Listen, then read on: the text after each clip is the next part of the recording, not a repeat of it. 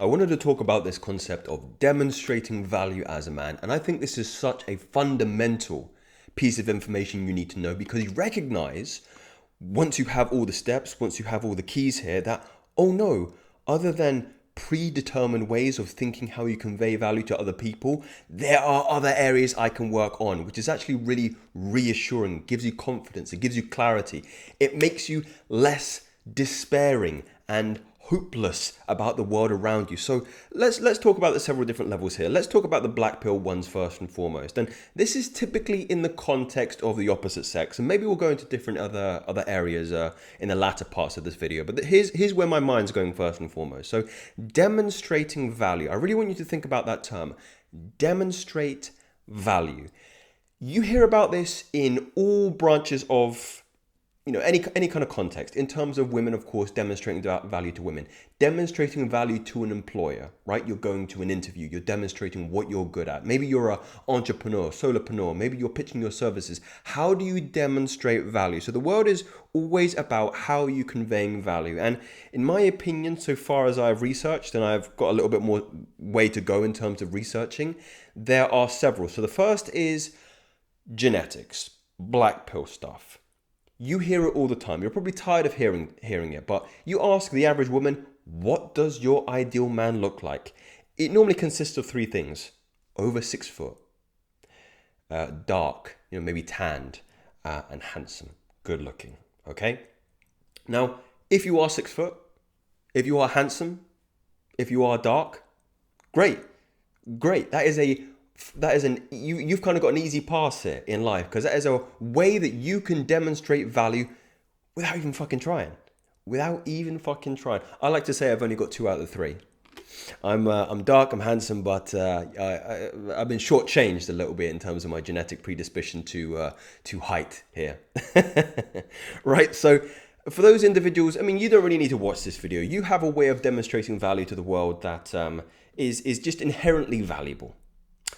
But the second part is demonstrating value in terms of your social dynamics, which, now that I think about it, if you don't have as a tall, dark, handsome individual, may have you be robbed of your ideal woman to somebody else who does have those skills. Now, specifically, I'm kind of talking about game here. I'm talking about your ability in a social dynamic context to show a female or even other men you are valuable.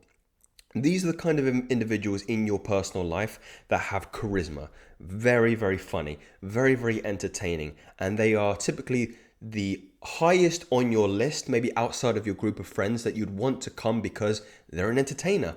Everybody wants to be around them. They give off good emotions. That is the cause and the effect of their presence in your kind of social circle. They give off good emotions. Now, I have said before, and you maybe have heard before, that attraction is rarely a choice. Attraction is rarely a choice. That's a really, really interesting concept to kind of consolidate inside yourself and internalize. Attraction is rarely a choice. What do you mean by that, Joseph? No, of course it's a choice. Of course it's a choice. No, attraction is just predicated on your emotions at the time. If you can convey through social dynamics elevated emotions with some kind of sexual connotations, positive emotions, sexual connotations, attraction. Positive emotions plus sexual connotations equals attraction. It doesn't have to be superficial. Of course, I will concede that some of the genetics, how you look, is going to come into play with that. But you will be amazed. You will be amazed about the kind of men who don't have those prerequisite conditions of the black pill: 6 foot, squared off jaw, handsome.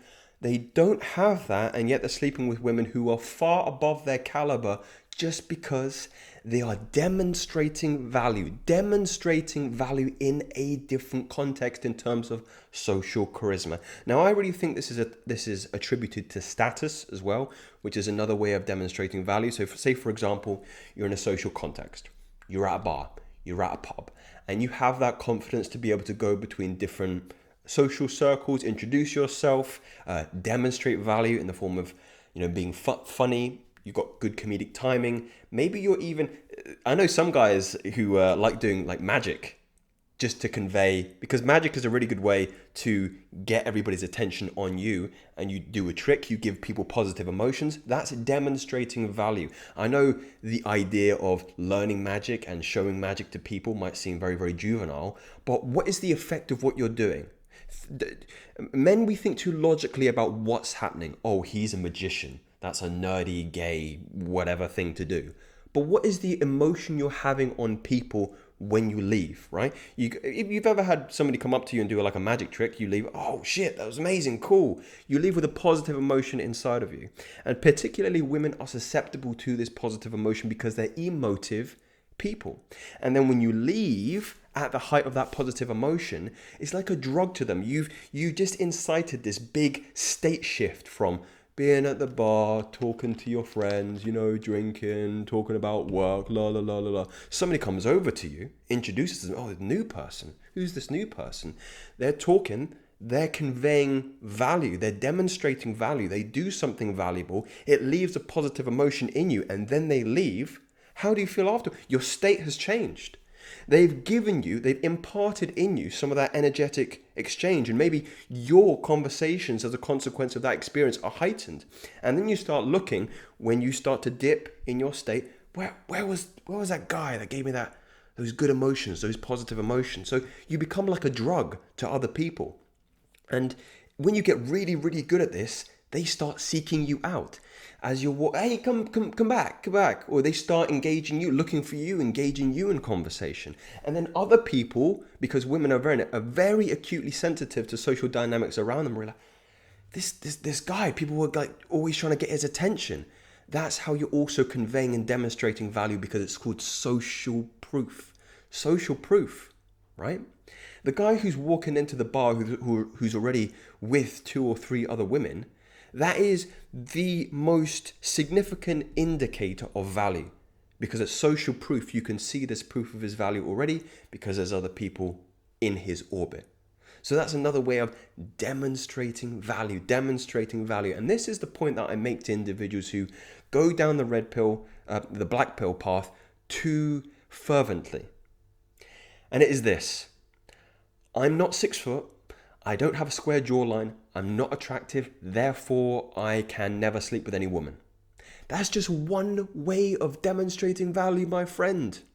The other way is social dynamics. Here's another way you need to think about it. If you're not those latter principles, this is part of your dharma.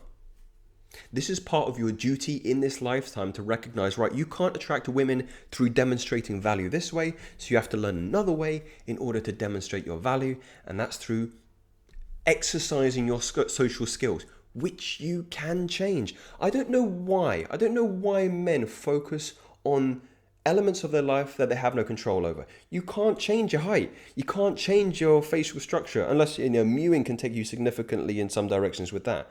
You can't change. Well, I suppose you can get a tan, but genetics. Typically, you can't change these things, but you can change how you speak to people. You can change your tone, and with these things, people think you have to be remarkably savvy in terms of your lexicon and your vocabulary and the context of what you're saying. But actuality, it's how you're saying the things that you're saying. Even this video now, I'm very animated. It's the tone, it's my cadence, it's my body language. The context of what I'm saying isn't that particularly unique, but it's how I'm saying the things that I'm saying that create that kind of magnetic pull and have you lean into this video. So these are skills that you can learn, and it's not that difficult. It just takes a little bit of sensitivity, of mindfulness. That's why I believe meditation is such a foundational skill in social dynamics, and just knowing how you operate in that way. It's really, really powerful stuff that you have control over. And it's remarkable. It can change your life. It doesn't just change your life in relation to women, but men. How you ask for an increase in your salary, how you demonstrate value, how you speak with more conviction in social conversations, how you get you get invited to more social events. It's all these things they compound. Now, Demonstrating value in other ways. I made some lists here. I'm just going to quickly refer back to my list and see if there's anything I've made out here. We can talk about looks maxing. That was also on my list as well. It's about talking about things that you can control. You can control your face to a certain extent by going to the gym, mewing, of course, getting low body fat so you're not, looking a little bit, puffy and less valuable than somebody who actually takes care of themselves. Status as well, I mentioned, which takes into account, your social charisma, but also think about your financial power, how you make money, how you network to other people. Here's what I want to kind of conclude with this particular point, because again, I want to be sensitive and respectful to your time here, gentlemen, is that there are other ways of conveying value that are higher in percentage in respects to genetics that you do have control over and will affect people in a more significant way than genetics will. I have been in social context where, the fat, bald, ginger guy is up against the 6'4" Chad.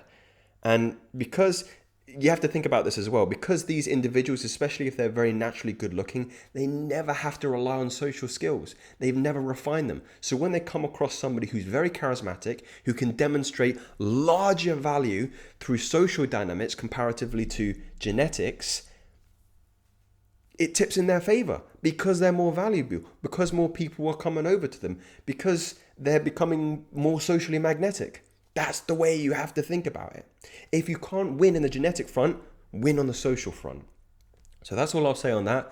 And let me know what you guys think, and I'll be interested to hear your thoughts. And speak soon, gents. Take care.